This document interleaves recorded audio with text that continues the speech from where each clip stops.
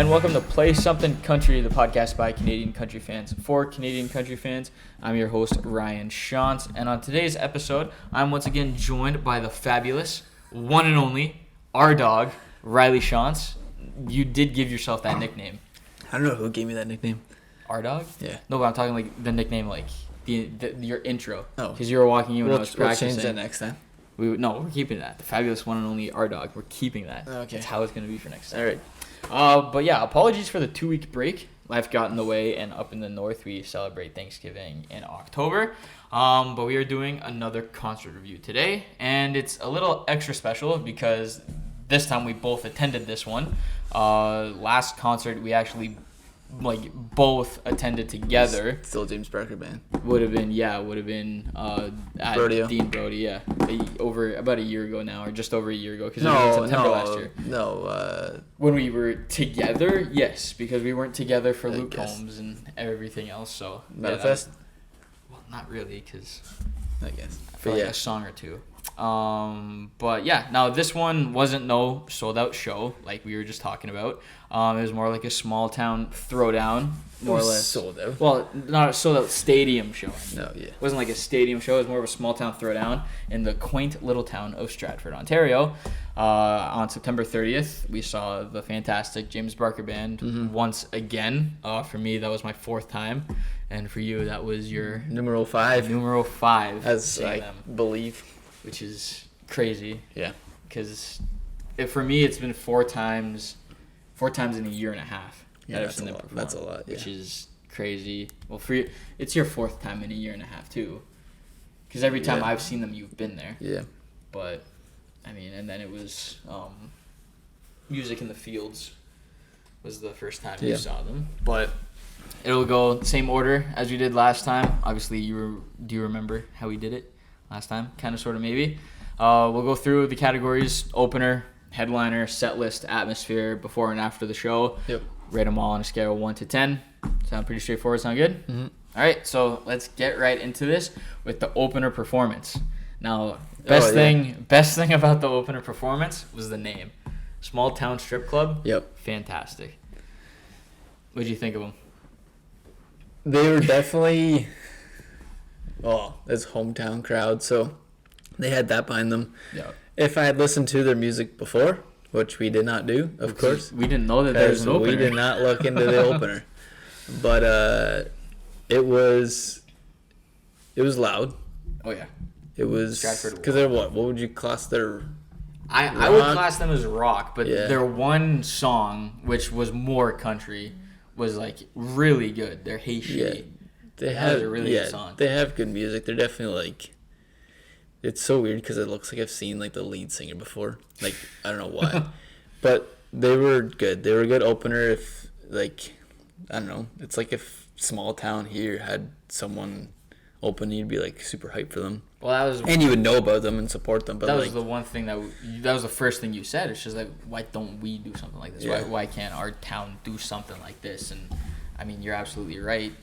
Very easily could be done, and we have the type of fans that would love to see something like that. But yeah, their opening performance was good. I don't even know how long they were on for, an hour and a bit. Maybe I think it would have just been an hour. Probably played all their songs too. Oh yeah. But they were good. I didn't mind their music at all. They were very upbeat and very into the crowd kind of deal. I was their bass player or their bass player, whoever was on the left side of the lead singer there, he was always getting the crowd into it and saying stuff here and there. But no, I enjoyed their performance, and I mean I've listened to a couple of their songs since, but kind of forget about them here and there. But they're definitely, if the name ever comes up again, I'll be like, oh yeah, sounds familiar. 100%. Well, I have the same stuff written down here. The hometown crowd, they absolutely love them. They showed a lot of energy, which is what you'll like in those small town venues and those small bands like that. And the one thing that they have going for them was the guitar playing. They know how to shred on the guitar. They had a couple solos within their songs from what I remember. And it seems like the crowd had an absolute blast. I give them a rating of 7.5 out of 10 here. just because, you know, it's like Yeah. we didn't know. If we would have known their songs or knew that there was actually an opener, we probably would have enjoyed them a bit more. But 7.5 out of 10 just for that, because we were kind of standing there with our drinks and just like, it seems pretty reasonable. It sucks because you do go to something like that and you can't kind of sing along, and then like you don't want to be like, oh, I half-ass like half-ass mouth the words to the song, but it's just like stay quiet and just enjoy the music kind of deal. But which was good. But so 7 out of 10 for the opener, and then we have the headliners: James Barker Band, reigning CCMA Group of the Year, Group or Duo of the Year, and Fans Choice of the Year. Yep. That place loved them. Yeah. Like, it was kind of crazy because if we would have been farther to the back, if we would have showed up late, we'd be like, holy crap, there's a lot of people here. Mm-hmm. But how close we were, it seemed like every time you look back, you're like, oh, there's a lot of people behind us. And then like people like how we moved our spots from we started to finish. It was just like we moved like 10 feet without even knowing. Just like people, it's moving and it's small, and that's why I'm not a huge fan of being close. Mm-hmm. But when it's a small venue like that, you're like, screw it kind of deal. But and I'm the total opposite. When it's a small venue like that, I like being closer in the stuff because you have a better chance at being up the front. And for me, you know, that's the type of atmosphere that I like. And they made fantastic, like, they did a great job with it. Like, they played a lot of their songs, which I'll have here in the set list category in a bit, but they came out right out of the gate with lots of energy. With their encore, came out and they played the song that everyone wanted to hear, ended it off with an absolute bang with Bulls on Parade. And like, they you can tell that they had a lot of fun up on that stage, and that's what you like to see from performers like that. Definitely. So I gave him here an 8 out of 10 for the headliner performance, because like, if we're talking, what? That's it. Well, like, for a performance like that, right? Because you saw it when, I know I'm comparing it to their CCMA performance, but to me that would be like a 10, where they have the banners, where they have the streamers, where they have everything. To me, that would be a 10 out of 10. So for me to count this as an 8 out of 10, that's like fairly high, because that's what I'm comparing it to, right? And especially even when we saw him at Dallas Smith, right? Like, that performance, in my opinion, because they're on a stage, but still, right? Because it's just like, but they did a fantastic job, nonetheless. Yeah, reasonable. And then talk about the set list, like all their songs, pretty much all but 5. I redid the math. They did all but 5. They even played the one that you said they never play, which is Summertime. Yeah, or no, Rain All Summer. One of them. It was Summertime. Well, they played both of them. Yeah. Anyways, they didn't play Beer Me, which we were both disappointed on. That was right. They didn't play Beer Me. But that was whatever. It felt like they didn't and didn't, just because you heard every song. Because during the show, I was writing down every song afterwards, and I was looking back at the set list, and I was like, no, they had to have played it at some point. Yeah. But in my opinion, the coolest part about it was their covers that they played. So they played a total of 22 of their own songs. Yeah. And they played 8 covers. So they played a total of like 30 songs. What were the covers? The 3 full ones were Love Story. Taylor Swift. Yup. Fat Lip. Yeah. Which was 41, crazy. And then amazing. Neon Moon by Brooks and Dunn. I can't remember. I don't even remember that. They played Neon Moon. It was more like they did not a goofy version, because you can be goofy when you sing that song. But like, it was it was a full version, but there wasn't as like instrumental between the verses. I can't remember that. And then the snippets, as they did with Taylor on the keyboard, which he absolutely kills. You could do like a whole segment on Taylor himself.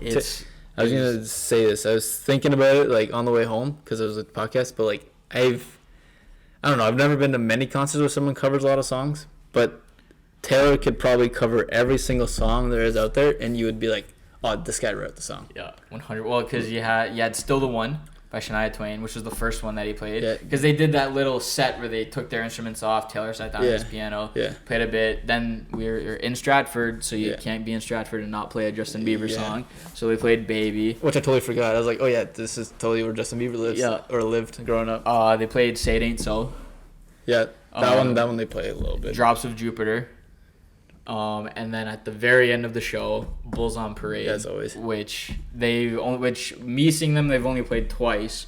The one of them was at Dallas Smith, and it was in the middle of their set. Oh yeah. But this time it was at the very end, right after Living the Dream for the encore. And I mean, Yeah.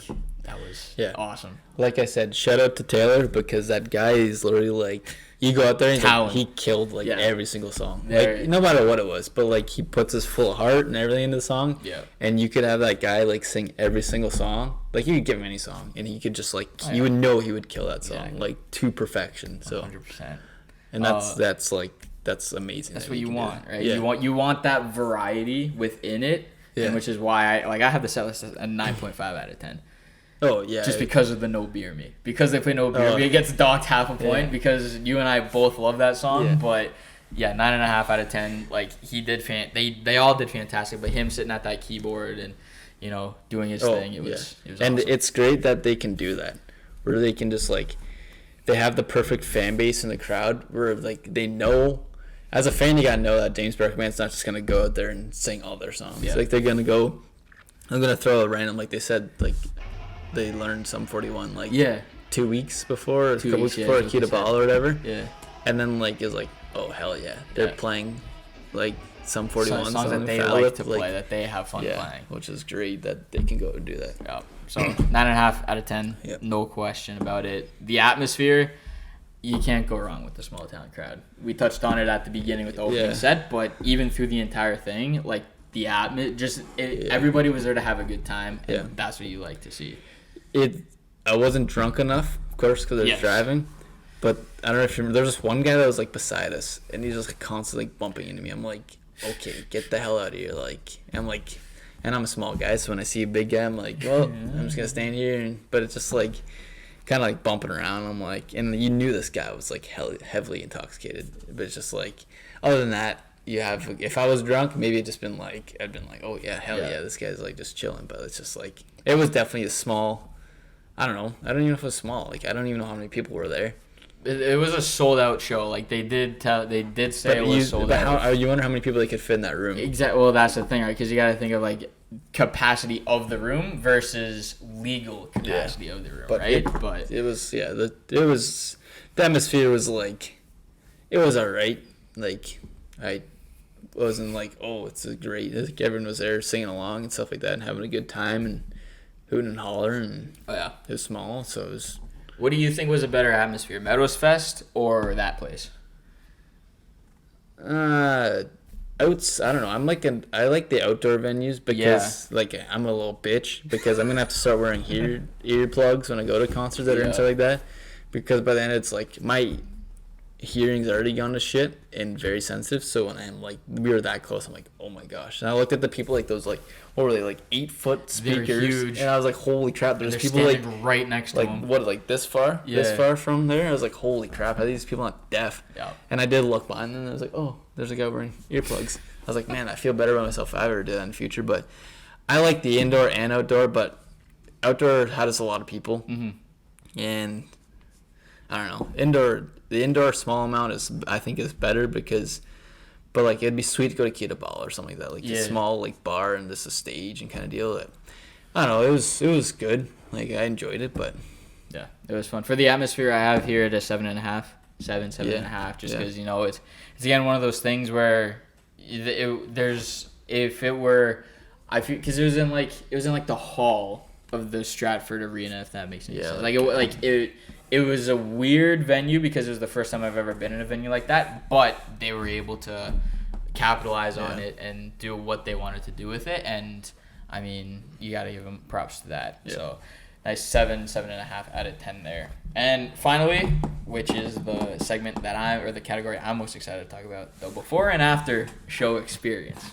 Well, you can start. So I have to start way back at the beginning. So with my job, obviously, I get very fortunate to meet a bunch of cool people and to do a lot of cool things. Yep. So back when I was still part-time, I met this amazing man named Ralph. Shout out to Ralph. Big shout out to Ralph. Yep. I met him at a McDonald's because I was hungry one morning. He saw my work coat that I had on. Yep. He was like, "Do you work for them?" And I was like, yes, I do. I work promotions. He's like, awesome, because promotions is what I need. So after doing a little bit of back and forth and talking and getting his information, I found out that he was the promoter of the actual show. He was part of the team that is bringing the show or brought the show to Stratford. Now, I had his number, connected him with the sales team where I work, and didn't really hear too much from him after that. Until about a month before the show, I got curious and asked, you know what? Maybe he's got some extra tickets lying around that he could send my way. So I texted him one day at work, just, hey, was wondering if there's any tickets left for the show. I'd love to go, love the band. It'd be a great experience. About a half hour later, he calls me. He doesn't even text me back. He calls me on my ride home from work. He's like, hey, Ryan. And I'm like, yep. He's like, so you want to go see the show? I'm like, of course I do. Like, I love James Barker Band, as I've said on this podcast before. And, you know, if I could go to the show, it'd be great. So, yeah, no problem. I'll send you, or I'll put 2 tickets for you aside on the guest list. Just come up to Will Call, and they'll be here waiting for you. And I'm like, all right. Yeah. So, for about a month, you were the first person I asked, but for about a month, Yeah. I didn't know that you were going to, I didn't know who I was going to bring to the show because you hadn't said yes yet. So, what finally made you say yes? I mean, I don't know. It's like, and it was like, okay, nothing about James Barker Band. It's like, this would be my 5th time seeing them. And I was like, well, I don't know. It was like Saturday. I was like, I really have nothing to do tonight. Yep. So if you just say, fuck it, let's do it, and then you just get into it and doing it, right? And I don't know. It was just like, in general, I was like, well, I'll just go. Yep. We don't really do much stuff that it's just you and I. So it's like, fuck it, let's go to Stratford and see James Barker Band. Yep. So that was literally the day of the show. Yeah, Saturday night, you decided to come with me. So if I remember correctly, was it that week that we recorded the podcast? Was it that week that it was episode 2? I think so, because I think that podcast released on the Friday. Yeah, something like that. So it would have been the Friday before that. We recorded the first episode, and that's when we were talking about CCMA predictions and how fantastic James Barker Band was. Yep. They saw it, and because they are a fantastic group of guys, they reached out to us from their Instagram, said thanks for the kind words and everything, and I was like, no problem. And then I get a DM from them, and they were like, hey, you're going to come see us in Stratford? I was like, yup. What do you think would have happened if you said no? Do you think they would have been like... See, and I'm not too sure, but I had said in the clip that I'm seeing them at the end of the month. Yeah. So that's where it put two and two together. So it was just like, okay. So That's true. they said, are you coming to see us in Stratford? And I was like, yep. And they're like, awesome. You should come back for a hang after the show. Yeah. And I'm sitting there staring at my phone, and I'm like, okay. Because I'd already kind of met them after Meadows, but I hadn't really like socialized with them a bit. Yeah. Couldn't, because we had a sister who wanted to leave. Yeah, you did come back. I did come back with you guys that night. But so I was just like, yeah, 100%. Just let me know where I'm supposed to be and when, and then we'll make it happen. I don't hear back from them for like 2 weeks or a week after that, and I'm like, oh crap. all right. I'm like, it is what it is or whatever. But I try my luck and I just DM him back, and I'm like, just following up on this, like after the show, I'm assuming. Yeah. And Bobby's the one that was controlling the page at the time. It's either James or Bobby that runs it a lot of the time. He DM'd me, and he was just like, yeah, for sure. He's just like, I'm going to send you my number. Yeah. Just text me, and we'll figure something out. It's Bobby, by the way. So I'm like, I'm pinching myself, because I'm like, there's no way I'm getting this lucky opportunity. Yeah. One thing leads to another, and I'm texting him on the way to the show. And he's like, hit me up after the show, spam me. Bobby says he's terrible at answering his phone. So I'm as like, you are? just as I am. So I'm like, all right, no worries. We go, we have the show. Show is fantastic. And I'm taking a lot of video during the show for content to post up through this episode. Yeah. And slowly, my battery is dying rapidly. Yep. I look at my phone, and it's close to the end of the show, and it's at 3%. And I'm like, am I about to waste this biggest opportunity ever? Let alone your phone would to, like, if it were to die, you'd be scared. Exactly, right? And I was just like, So then I send you his contact, which was the smartest thing I've probably done in the longest time. Numbers in my phone. And lo and behold, after they end, Bulls on Parade, leave the stage, go to the bathroom, come out, I go to text Bobby, phone dies. Yep. I'm like, Dang it. And my phone's at like 6% Yeah. itself. I'm like, oh crap. And we like. So I text Bobby through your phone. Yep. We wait. We go to head out to your truck to charge our phones till hopefully he responds. Yeah. We see Ralph at the gate, and once again, shout out Ralph, fantastic guy. Yeah. I've been in contact with him since then. You know, he knows how to put on a show. He knows how to put a show together. Hopefully, he'll put on some more down there in Stratford. So walked out or Elmira. Walked out, and as we're walking to your truck. Well, yeah, we left literally as soon as you said see you later, Ralph. Yep. And then I like look at my phone. It's like, oh, sweet, Bobby just texted me. Yeah. So like, it tells us to come around back, and yeah, we hung out with them for about a good half hour. Was that long? I thought it was like, a half. Felt hour. like 10, 15 minutes. It felt short, but I looked at the times, and it was about a half hour that we were hanging out with them, and like that was. And as you're walking back, you're just like, oh, you see Bobby, and then you're like, oh, then there's Connor there, and then. Yeah, just like and James and Taylor. And the coolest thing about that was like for me personally, like they didn't act like they were big shot stars. No. Like which in a sense they kind of deserve to because they're the biggest group in Canadian country music right now. Yeah, and it surprises me on a side note because I checked their monthly listeners and they have like 500,000 or like 400,000. I'm like, how is this not like over 1 million like monthly listeners? I'm like, who does not listen to James Berkman on the daily or at least weekly? Like, who's not listening to James Berkman? But like we get back there and you know I waved to Bobby and he had people around him and they're like a little cautious. He's like, oh no, don't worry, I told him to come back. Like, he knew us instantly or whatever. Comes up, shakes both of our hands and have conversation. Yeah. Take pictures with him. We're shaking his hand afterwards. You know, he's such a good guy. They're all good guys. Oh yeah. That made me like them even more, and I didn't know that was freaking possible. Yeah, and it's like you said about meeting them, like walking up to them, you're like, me myself gets shaky, and I'm just like, you don't want to say the wrong thing, right? Exactly. Like you don't want to like set off bad, but it's because first impressions matter, of course. But like you said about meeting them, it's just like either just the first time meeting someone like this is like you've seen them, you've met them before more or less, kind of you've been introduced to them to a degree.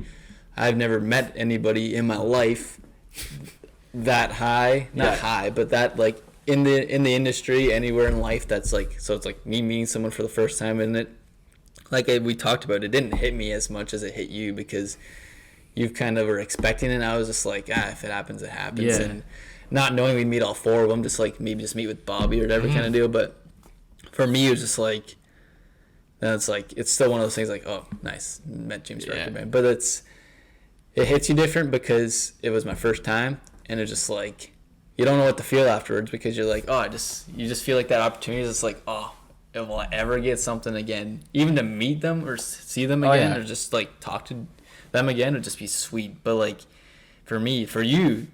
Like I told you on the way back, sky's the limit. You can meet anyone from here on out. For me, I'm just gonna be tagging along and just if I get the opportunity again, right? So it's one of those things where it's like, if it happens for me, it happens for me. But it was a freaking great opportunity, and like you said, meeting with Bobby, walked up to him and shook his hand and. Connor was there talking to us for a bit. It was just sweet, like just talking to them. Those guys are sweet. Like those guys like just like talk to you like they're your buddies, right? Like, and then James came out of the trailer and it's like the way Bobby. You have that picture with James, so you've had to like see him before. But when James came out of the trailer, he's like, "Oh, have you met James?" And it's like, "Nope, have not met James," but which is kind of like. James, I mean the band's James Barker band, but James is the name, right? It's just it's just a name. But James is your lead singer. You hear his voice on the radio, right? So it's like nice to meet James. And then, of course, Taylor. You went to school with the guy I work with, so small world. But yeah, it was a freaking great opportunity. And Bobby even because we talked to Bobby more than all three of them, all four of them more or less. But yeah, Bobby was just super chill and just like got like he was like asked this question we were like talking about like music for a bit and stuff like that and he's just like Bobby's like a really sweet guy. Bobby, follow me back on Instagram. I mean like hell of an experience. Like I mean, the sky. Like, I hope that the sky's the limit, Yeah. and that this podcast is hopefully gonna go as a lot bigger than it even is right now. Yeah. And that was a great stepping stone, and like shout out to not only Bobby but James Barker Band as a whole, like standing there, welcoming us pretty much into their area after the show, and it's a great I don't even know the word for it. It's a great I don't even know what the word is. I'm trying to think of gesture, whatever opportunity kind of deal. Like, I don't know. Like I said, who knows what happens next? And I'm sure you'll throw the picture up there somewhere. But heck yeah, they're all like when Bobby's like, "I'll get a picture." I'm like, "Yeah, I'll get a picture with Bobby." And then before I know, we're standing there, all four of them. Like, it's like sweet. Like, I forget a line you said to James. Anybody ever call you Jim? Yeah, that was great. Oh yeah. That was great. Jim and Jim side by side. I think that's like the only thing I really had said to Jim. Yeah. Said to James, because like, it's what do you say to someone? It's like just a stupid random question, but like when we talk to them, those guys are just full of energy and like say anything. Oh yeah. No, definitely for sure. And I mean, like, absolute fantastic. That's exactly why I have the show, or like the before and after experience, 10 out of 10. Yeah. Like the combination with meeting Ralph, getting to go to the show for free. Yeah. Like, Ralph obviously didn't have to do that. I would have been more than happy to pay for the ticket. Yeah, oh yeah. Just as long as I had some, but the fact that he was like, yeah, for sure, come on.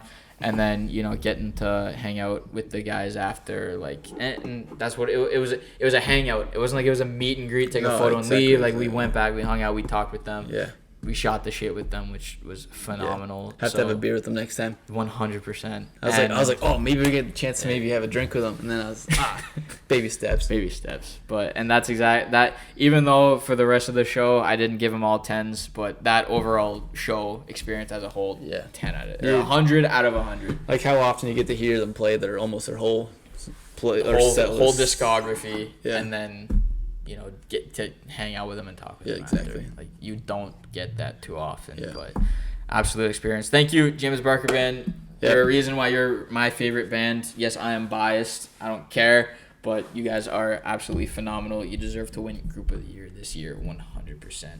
And on that note, that's a wrap for this episode of Play Something Country, the podcast by Canadian country fans for Canadian country fans. I'm your host, Ryan Shantz. That has been our dog, Riley Shantz. And I'd just like to say thanks. This podcast has become bigger than I've anticipated in the short amount of time that it's actually been around. And that's because of everybody listening and watching, if there is anybody watching, if I actually decide to post this one on YouTube. Maybe not. If you like what you see and what you hear, go give us a follow on Instagram at Something Country Pod. And if you like what you see, let us know your input on anything you'd like to see. And maybe you'll also get some, background info on potential future guests. So that's it for today. Thanks again, y'all. And as the great George Strait once said, we're here for a good time, not a long time. So until next time, see ya.